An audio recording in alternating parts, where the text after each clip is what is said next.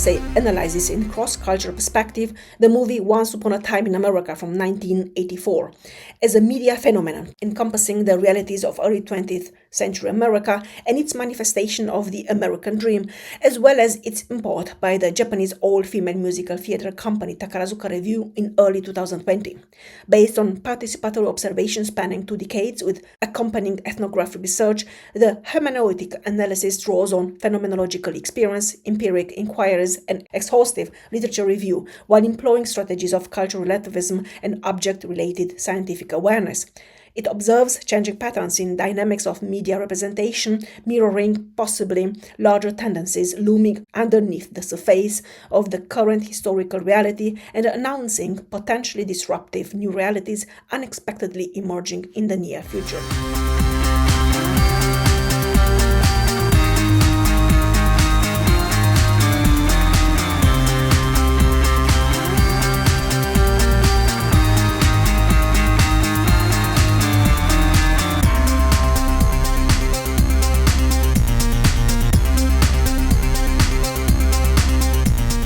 Despite its controversial topic, length, and the initial flop at the box office, the movie Once Upon a Time in America has turned throughout the decades since its release in 1984 into a cult product, highlighting the tensions as well as the promises of a new world as a symbol of dynamic constellations of power, love, greed, sexuality, violence, crisscrossing diverse intersectional discourses on identity, public representation, and emerging voices in mainstream media. This essay analyzes in cross-cultural, cross-medial perspective the Once Upon a Time in America phenomenon as a live performance by the all-female Japanese musical theater Takarazuka Revue company in early 2020. The goal of the essay is to address the changing proclivities in global media, the slowly shifting centers of politico-economic power in world history, and the manner in which they are reflected in major mass media outlets, both by means of direct representation and by reflections of actual tendencies in their respective societies. To this outcome, and for the sake of clarity, I have divided the current analysis in 2 main parts. Firstly, I delve into the intricacies of Takarazuka Revue's eponymous performance from early 2020 by Troupe based on the movie and to a certain degree on Harry Gray's novel from 1952, while taking into account both the challenges and the advantages of staging such a complex narrative. Then I draw parallels between the movie and the performance in a historical comparative manner, relating to the relevance of the tropos, repetition in the sign of difference of Once Upon a Time in America in the emerging 2020s in Japan, with 2020 being a year which was supposed to solidify a new era in Japan's position in the world, following the previous year of the inauguration of the new era, Reiwa, in Japanese chronology. When released in 1984, the epic crime movie, co-written and directed by the Italian filmmaker Sergio Leone, with music by his longtime collaborator Ennio Morricone and starring Robert De Niro and James Woods, Once Upon a Time in America, in Italian, C'era una volta in America, was the last iteration in the director's Once Upon a Time trilogy, which included Once Upon a Time in the West from 1968 and Duck, You Sucker from 1971. Based on Harry Gray's autobiographical novel The Hoods from 1952, it stars Robert De Niro, Elizabeth McGovern and James Woods, and chronicles the lives of best friends David Noodles Aronson and Maximilian Max Berkovich as they lead a group of Jewish ghetto youth who rise to prominence as Jewish gangsters in New York City's world of organized crime in the first decades of the 20th century. The movie explores themes of childhood friendships, love, lust, greed, betrayal, loss, broken relationships, together with the rise of mobsters in American society. The original European cut of 229 minutes has remained a critical favorite and frequently appears in lists of the greatest movies of all times, particularly in the gangster genre. Once Upon a Time in America premiered at the 1984 Cannes Film Festival on 20 May 1984 and received a raucous, record-breaking ovation of nearly 20 minutes after the screening, reportedly heard by diners and restaurants across the street from the Palais, at a time in Cannes' history before marathon applause became a regular occurrence. In the United States, however, a heavily edited version of the film received a wide release in 894 theaters on 1st June 1984 and grossed $2.4 million during its opening weekend. It ended its box office run with a gross of just over $5.3 million on a $30 million budget, therefore becoming a box office flop. Takarazuka Revue's version of Once Upon a Time in America infers several variables: Japanese language, cross-gender representation due to the all-female cast, live performance, the predominantly female, predominantly Japanese audiences. Snow Troupe's Once Upon a Time in America, carrying the same title in Japanese, which ran at Takarazuka Grand Theatre from 1st January until 3 February 2020 and was scheduled to run at Tokyo Takarazuka Theatre from 21st February until 22nd March 2020, and its golden combinations Otokoyaku Futo Nozomi as David Noodles Aronson and Musumeyaku Maaya Kiho as Deborah, and secondary Otokoyaku Ayakaza Sakina as Maximilian Max Bakovich, delivers a performance which rigorously transcends the original cinema version, with less display of armed violence and brutalized sexuality, still far more than common on its deeply sanitized and aesthetically curated stage, and more focus on the inner development of the characters, as well as their complex interactions underlying the diversity of possible life choices and their outcomes. Traditionally associated with strictly conservative gender politics and socio-economic hierarchies, military-like instruction methods and performance standards which transcend the wildest expectations while pushing the entertainment industry beyond the limitations of technological progress, fans' requirements, and technocrats' visions, Takarazuka Revue has been accompanying Japan since its foundation in 1914, simultaneously a faithful mirror of Japanese society and a lucid barometer-like institution for the future. Takarazuka Revue's hallmark is its all-female cast impersonating both male, that is Otokoyaku, and female, that is Musumeyaku roles, divided in 5 performing troupes which bring on the stages of the 2 major theaters in West Japan, that is Takarazuka Grand Theatre in the city of Takarazuka, and in East Japan, that is Tokyo Takarazuka Theatre close to the posh district of Ginza in Japan's capital, during 10 weekly performances throughout the entire year, a huge diversity of topics covering all genres and historical geographical areas. These are embedded in theatrical live performances with Western popular music, laborious choreographies, and impressive singing acts, luxurious stage design, sparkling and quickly changing costumes, compounded by discrete displays of individual excellence. Moreover, since 1974's blockbuster The Rose of Versailles, Takarazuka Revue has been essentially circumscribing the so-called shoujo culture, the framework delineating femininity, feminine identity, and feminine corporality by means of instrumentalizing female teenagers within Japan's rapacious systems juxtaposing consumerism, sexuality, and public discourses on love, marriage, reproduction. This essay observes critically the ongoing paradigm shift in Takarazuka Revue's performance and marketing strategies from the commonly encompassed shoujo imagery towards narrative lines bringing into foreground antisocial or parasocial elements, antagonists such as gangsters, assassins, and terrorists circulating among the population of late modern Japan without, crucially, turning them into heroes on their initiation journeys seeking enlightenment towards maturity through overcoming hardships and achieving greatness. This pivotal turn was initiated by Star Troupe's Ocean's 11 from 2012 and subsequently in the following year by Flower Troupe and in 2019 by Cosmos Troupe due to its stunning success with audiences. US-American dubious characters are presented with their questionable intentions and actions, nevertheless always integrated within the archetypal ideology of the hero's journey while connecting them with the parallel development of USA's representation on Takarazuka Revue stage to be discussed in greater detail later on. It simultaneously draws a long line to 1968's world premiere of the Japanese version of West Side Story, based on the eponymous musical by Leonard Bernstein and Stephen Sondheim from 1957, by Moon Troupe and Snow Troupe, and reiterated in 1998 and 1999 at the main theaters by Moon Troupe and Star Troupe, and in 2018 by Cosmos Troupe at smaller theatrical institutions, which won the nationally recognized Culture Prize and brought on stage the brutal realities of gang rivalries, armed violence, and quotidian murders on the background of a star-crossed love story a la Romeo and Juliet, but racially motivated, with its universally known denouement. Snow Troupe's Once Upon a Time in America from early 2020 appears as both a climax of this approach to USA's representation by Takarazuka Revue and equally a paradigm shift. It takes Noodles' iconic character, admirably embodied in the US American original by Robert De Niro in one of his most insightful, if not celebrated roles, and strives for the clarification of the question of whether the production and promotion of masculine identity can be achieved by the instrumentalization of money, sexuality, and power as key elements of freedom, or conversely, whether the on-stage display of fundamental values such as determination, hard work, and persistence can lead to their reinforcement in real life. Then again, the phenomenon of masculine vulnerability as the ability to connect with one's emotions and therefore to those around oneself in an authentic manner is both observed and performatively encouraged, keenly reconstructing Noodle's inner structure in the pursuit of developing and proactively employing these values as a means to transcend the impending death of vulnerability in human individuals of late modernity.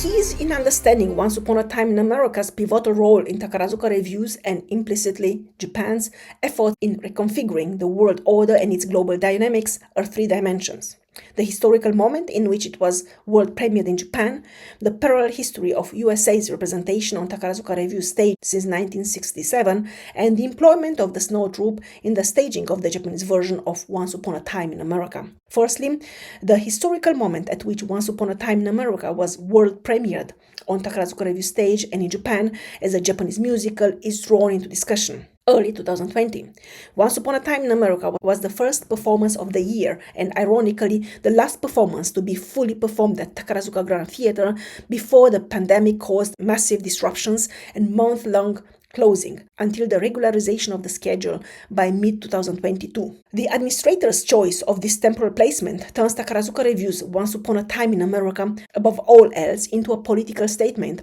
on the necessity for radical change both within Japan and on the global level, with Japan as its locomotive to be sure. Prior to Once Upon a Time in America, 2019 Ocean's 11 materialized as the continuation and reinforcement of 2013's Gone with the Wind, in which the members of the Cosmos Troupe, founded in 1998 and widely regarded as the Takarazuka Revue ensemble providing the most progressive performances and serving as a carrier of pilot projects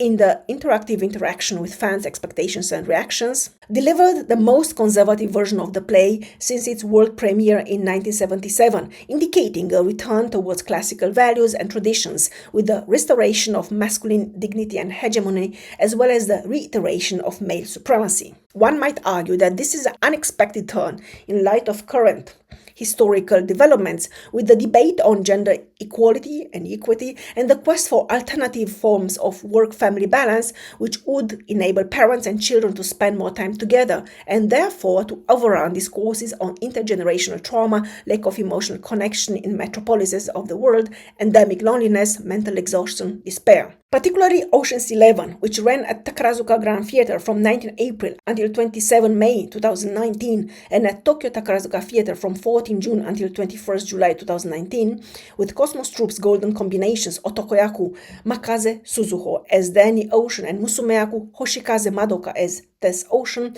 and secondary Otokoyaku Serika Toa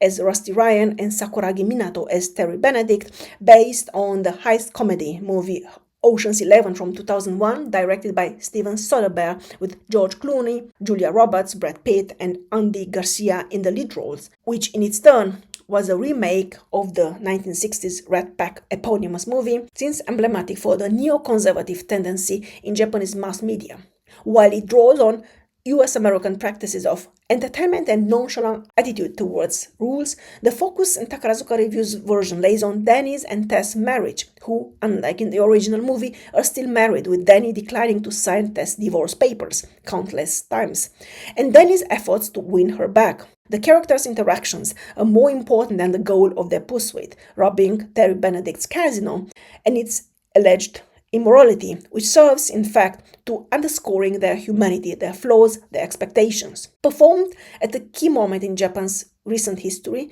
the abdication of the Heisei Emperor on 30 April 2019, 2019's Ocean's 11 symbolically marked the end of an era and the beginning of a new one with more simplicity, a revival of old structures or their enhanced preservation, and a sense of community which excludes those who do not adhere wholeheartedly, unconditionally to this new historical order. Secondly, the parallel history of USA's representation on Takarazuka Revue's stage starts in 1967's world premiere of Japan's first musical based on a Broadway performance. Oklahoma, drawn upon the eponymous musical by Richard Rodgers and Oscar Hammerstein II from 1943, which was followed in 1969 by the world premiere of the Japanese version of Carousel, based on the eponymous musical by Richard Rodgers and Oscar Hammerstein II, 1945. The down-to-earth personality of Curly McLean, the main male character from Oklahoma, delivered a new model of masculine existence, who provides material support and moral orientation to his fellows.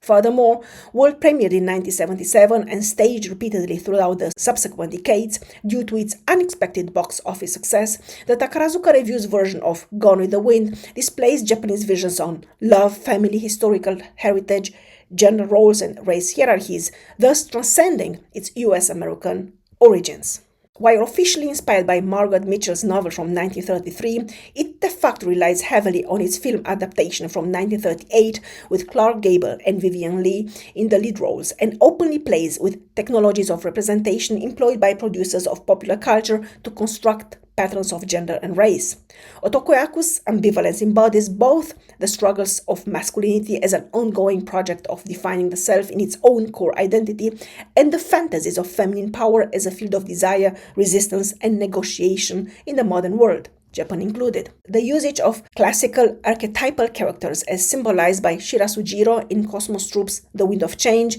staged at Takarazuka Grand Theatre from 8 February until 17 March 2008, and at Tokyo Takarazuka Theatre from 4 April until 18 May 2008, brings to the foreground the all-encompassing figure of senior Troupe's top star Otokoyaku Yu Todoroki, the most longevous and impactful Otokoyaku in Takarazuka Revue's history, who enacted Shirasujiro, one of the most important businessmen in post-war Japan, and Cosmos Troupe's top star Otokoyaku Yuga Yamato, who embodied Douglas MacArthur, the supreme commander of the Allied powers and Japan's ruler during the American occupation, which lasted from 1945 until 1952. The same Cosmos Troupe's Paradise Prince, staged at Takarazuka Grand Theatre from 26 September until 3 November 2008, and at Tokyo Takarazuka Theatre from 21 November until 27 December 2008, employs the classical technique of geographical relocation to confuse or avoid censorship. Top star Otokoyaku Yamado Yuka plays Stuart Green Manfield, a promising and talented painter from an upper-class American family with a long tradition of successful artists who wants to become an anime creator like Miyazaki Hayao, mentioned as a role model in the show. Meant to educate and familiarize Japanese audiences and consumers of cultural goods with their role in the upcoming world order, Snow Troupe's performance Shall We Dance, with the same title in Japanese, which ran at Takarazuka Grand Theatre from 8 November until 12 December 2013, and at Tokyo Takarazuka Theatre from 2nd January until 9 February 2014, took over the role of the Cosmos Troupe in representing US-American contents to Japanese audiences in the highly ideologized light of a reverse hierarchy of nations. Itself a re-import of the eponymous US-American movie from 2004, directed by Peter Chelsom, with Richard Gere, Jennifer Lopez, and Susan Sarandon in the lead roles, which was based in its turn on the Japanese movie with the same title from 1996, directed by Suo Masayuki. The Takarazuka Revue version keeps the US-American setting as well as the US-American background and characters' names. The main characters, the married couple Hailey and Jocelyn Hartz, and the dance instructor Ella, are portrayed by golden combination So Kazuho and Manakayu, and future top star Otokoyaku Sagiri Seina. It is a plain performance focused on family life and potential betrayal, and on the restorative power of strong values and a deeply seated sense of duty. Thirdly, the symbolical employment of Snow Troupe comes into focus. Among the 5 active troupes, each of them being associated with specific characteristics, which then color the message of the performances themselves, Snow Troupe stands out due to its conservative atmosphere in bringing forth traditional Japan with its classic imagery of the stress ratio between giri, or social obligations, and ninjo, or individual emotions, as the highest form of human transcendence encapsulated within plots commonly set in pre-modern Japan.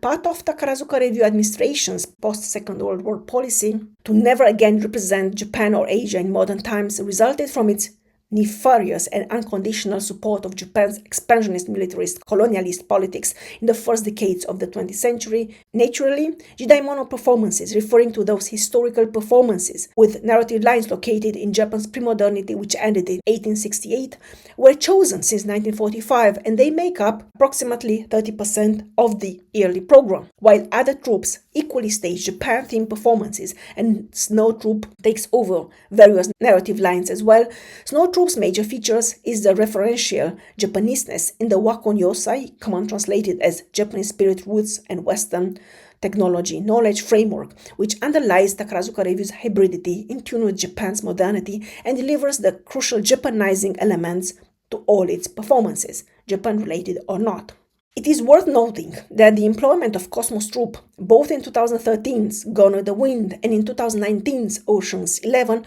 pointed to radical changes in their interpretation associated with a non-conformist allure, breaking prevailing standards in Takarazuka Revue's tradition, striking in audience's perception a chord of experimental, explorative exuberance. Founded in 1998, the Cosmos Troupe is the youngest among the 5 ensembles of the Takarazuka Revue company. In comparison to other troupes, the Cosmos Troupe is regarded as less bound to any sort of image Takarazuka Revue as a socio-economic or cultural phenomenon might have established for itself. In this train of thought, the Cosmos Troupe inauguration in 1924, simultaneously with the opening of the first Takarazuka Grand Theatre, is virtually connected to its image as being the upholder of traditional dance and opera for the entire company, and has the reputation of being the vanguard of classical Japanese drama. On this backdrop, the fact that it premiered in Japan in 1996, the Vienna original musical Elizabeth, The Round of Love and Death from 1992, has symbolical underpinnings, with appropriation and Japanization being among the main preoccupations. Curiously enough, Takarazuka Revue's noodles, more specifically Snow Troupe's top star Tokoyaku's Futo Nozomi's noodles, resolutely distances himself from its US-American original and turns into a human archetype. In this version, more normative concerns, such as the integration of the individual within the community and the permanent references to one's origins while moderately alluding to religious affiliation, the friendships he develops throughout his formative years, which do not overshadow the importance of family,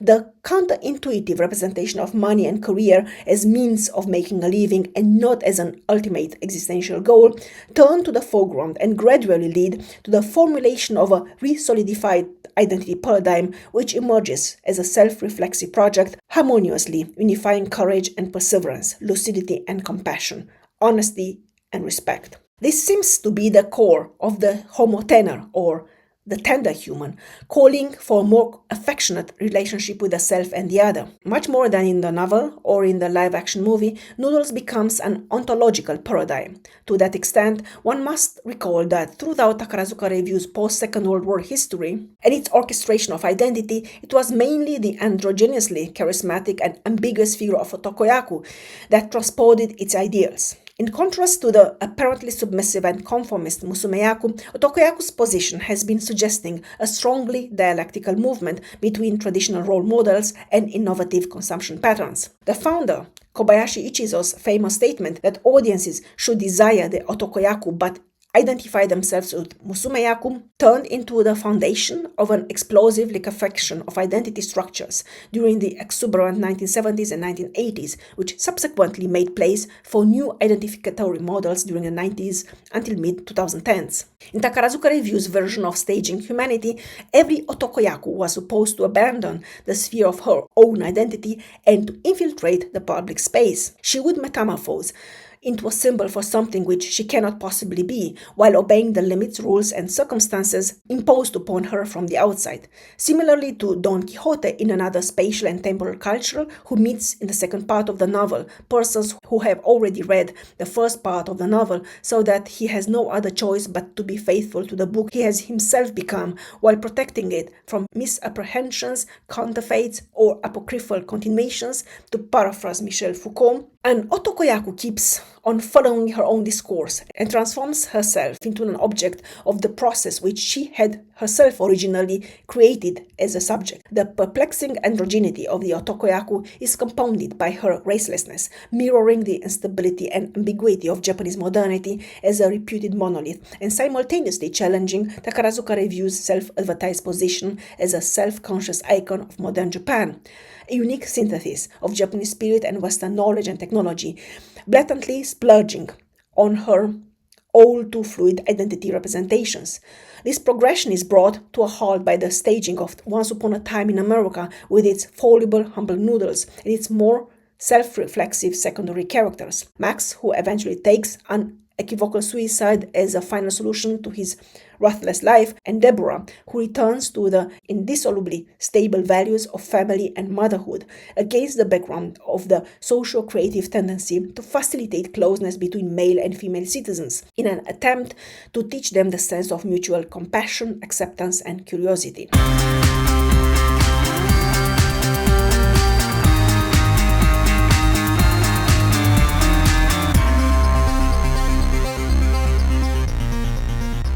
When taking over Once Upon a Time in America's complex and complexly intertwined narrative premise, Takarazuka Revue's administrators might have envisioned it as a prologue to a new model of globalization and a new world order.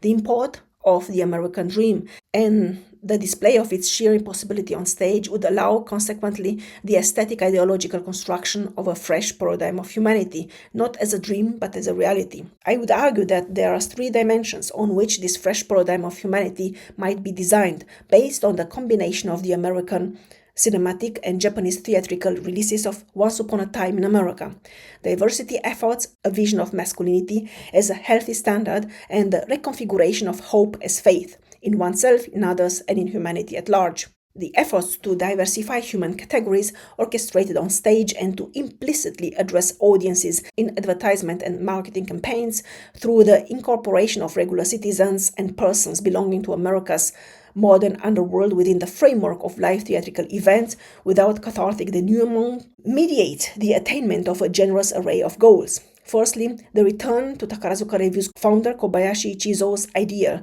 of a theater for normal people, prioritizing their needs and dreams being displayed on stage. Secondly, the slow but obvious distancing from the post-World War I strategy of not representing Japan or Asian nations in modern times due to Takarazuka Revue's nefarious involvement in pre-war politics and due to its unconditional support during war,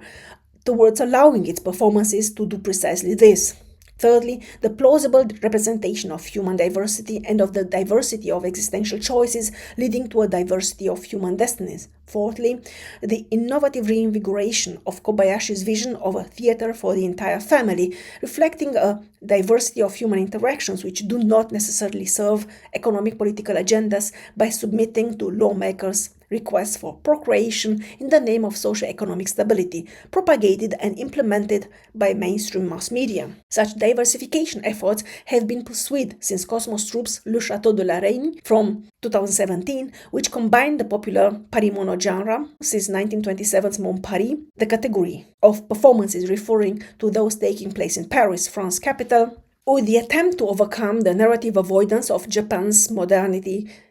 by humorously describing the adventures and misdemeanors of a group of Japanese tourists in present-day Paris, and Moon Troupe's Company from 2018, which displayed an idealized image of late modern Japan by providing reassuring testimonials to what has been assiduously constructed throughout the decades since 1945 as a homogeneous, harmonious society, with solely exemplary citizens joyously fulfilling their duties and no outcasts. But it was Moon Troupe's I Am from Austria from 2019, the same title in Japanese, based on the eponymous Vienna musical, on music by the popular Austrian Schlager composer and musician Reinhard Fendrich, that Authentic diversity, encompassing all social strata, was boldly shown on stage, even though strategically, conveniently relocated in the Austrian capital. In Once Upon a Time in America, this endeavor is taken one step further, so that the social orchestration of the performance was supposed to subtly reverberate with potential more diverse performance visitors.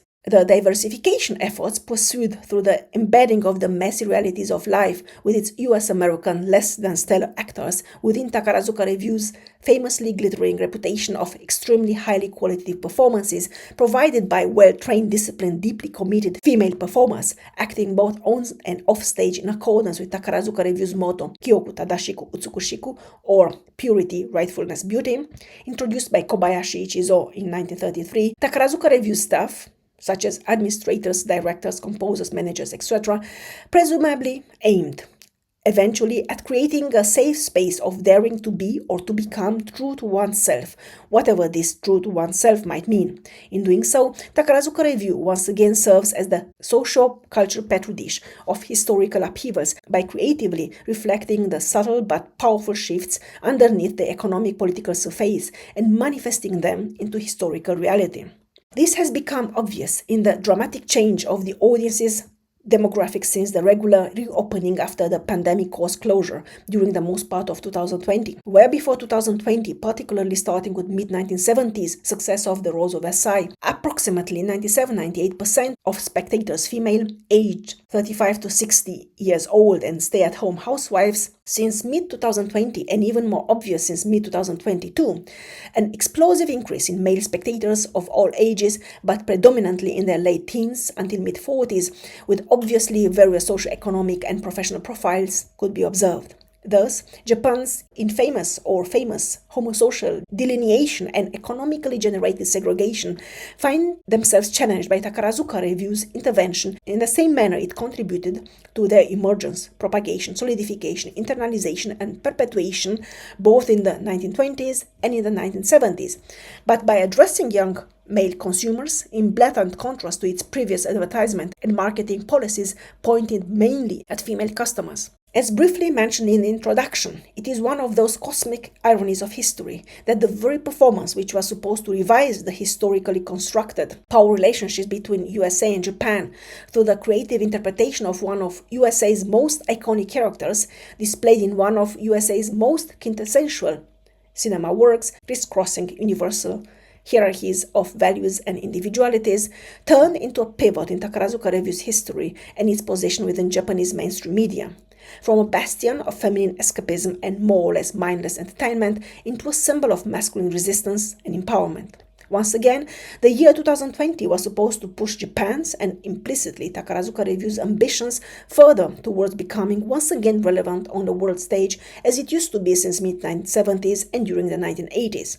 The new era, Reiwa, translated either as beautiful harmony or as civil obedience, inaugurated in 2019, was largely seen as a huge chance of starting with a clean slate after the chaotic 30 years of the previous Heisei era, until the pandemic struck several months later and changed the course of global history, Japan's included. Most importantly, on this historical background, I believe Once Upon a Time in America is a symbol of hope and its reconfiguration as faith. The employment of Cosmos Troupe in major performances outlining US-American history prior to Snow Troupe's Once Upon a Time in America suggests Takarazuka Revue's administrators' self-awareness of its role in envisioning the future and subsequently conveying it to, and therefore discreetly inoculating into its primarily Japanese, primarily female audiences, while gently highlighting their own roles as mothers and primary educators in building up that very future. The preference for Cosmos Troupe as the carrier of Takarazuka Revue's most progressive US-American related contents